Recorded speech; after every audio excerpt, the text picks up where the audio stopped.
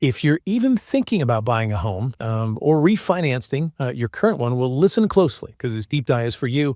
And don't forget to like and subscribe to the channel so you don't miss any future episodes. We're diving into a fascinating development.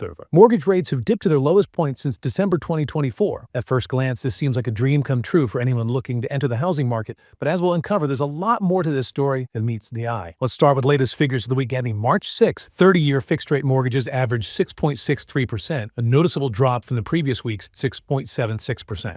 Now, while this might seem like a steal compared to the rates we saw last year, it's still significantly higher than the record low of 2.65% we saw back in January 2021. So what's driving this recent dip? The answer lies in a word that's been on everyone's minds lately: economic uncertainty. See, when investors get nervous about the economy, they tend to flock to safer investments like bonds. There's increased demand for bonds drives down their yields, and guess what's closely tied to bond yields? You got mortgage rates. One of the big factors fueling this economic anxiety is the Atlanta Fed's GDP Now model. Now, this model is a bit of a crystal ball for economists predicting future economic growth. And what's it saying about the current quarter? A potential 2.8% decline in gross domestic product. The big red flag that has investors hitting the panic button. And to add fuel to the fire, we've got the ongoing impact of tariffs. Remember those tariffs imposed by the Trump administration on goods from Canada, Mexico, and China? Well, they're still creating ripples in the market, making businesses hesitant to invest and pushing prices up for consumers. All this adds up to a big question mark hanging over the economy. Then there's the Federal Reserve, the big kahuna of interest rates. In late 2024, they lowered rates to try and tame inflation, but now they're in a tricky spot. Lowering rates again could boost the economy, but it could also send inflation soaring even higher,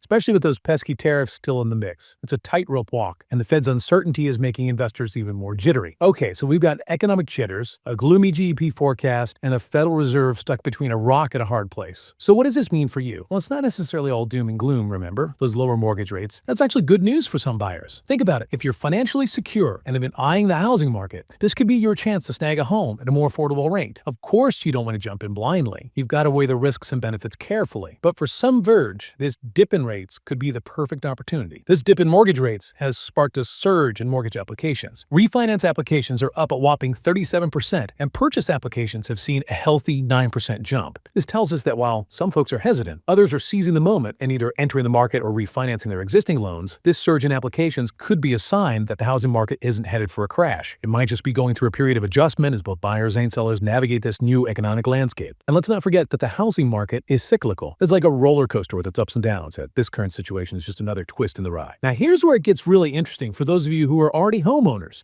This could be a prime time to refinance, especially if you locked in a higher rate a few years ago. Think about it. Refinancing at a lower rate could free up some serious cash flow every month. That extra money could go towards paying off debt, investing for your future, or finally taking that dream vacation you've been putting off. But before you rush to refinance, remember that it's not a one-size-fits-all solution. It all depends on your individual circumstances. Take a good look at your current mortgage terms, your long-term financial goals, and do some comparison shopping to see what kind of deals are out there. So we've covered a lot of ground here. We've seen how economic uncertainty is pushing down mortgage rates, creating both opportunities and challenges in the housing market. But this is just the tip of the iceberg. Let's dive deeper into specifics and see what this all means for you, whether you're a seasoned homeowner or a hopeful first-time buyer. One bright spot in all this is that inventory levels, which have been super tight in recent years, are finally starting to loosen up. This means more options for buyers and potentially more wiggle room for negotiation. Plus, the crazy home price appreciation we've seen in many markets is starting to cool down. While prices might still be rising in some areas, the pace has slowed considerably. That's good news for buyers who are feeling priced out just a few months ago. Now let's talk about inflation, the elephant in the room. Those tariffs we talked about earlier, well, while they're meant to protect domestic industries, they can also have an unintended consequence. Pushing up the cost of goods and services. If inflation starts to outpace wage growth, it can eat away at your purchasing power, making it tougher to afford a home, even with lower mortgage rates. And then there's the Federal Reserve. They've hinted that they'll keep interest rates steady for now, but they're constantly watching the economy. Both here and globally, any unexpected shock could send them scrambling to adjust course, and that could trigger some serious volatility in both mortgage rates and home prices. So with all this uncertainty swirling around, it's no wonder some potential home buyers are feeling a bit hesitant. After all, buying a home is a huge decision, both financially and emotionally. It's not something to take lightly, especially in this economic climate. So what's the best course of action? The key is to focus on what you can control. Don't try to time the market or predict what the Fed will do next. Instead, start by taking a good hard look at your own financial situation. Are you in a stable job with a solid credit score? Do you have a clear understanding of your housing needs and how much you can realistically afford? If the answer is yes, then you're already off to a great start. Next, think about your long-term goals. Are you looking for a starter home to get your foot in the door, or are you searching for your forever home where you can settle down and put down roots? Knowing your long-term vision will help you narrow down your search and figure out about what you can comfortably spend. Once you've got a handle on your finances and your goals, it's time to start exploring the market. But remember, don't let the fear of missing out or the temptation of low rates cloud your judgment. Take your time, do your research, and find a home that truly fits your needs and your budget. Partnering with a trusted real estate agent can be a game changer. They can help you navigate the local market, negotiate a fair price,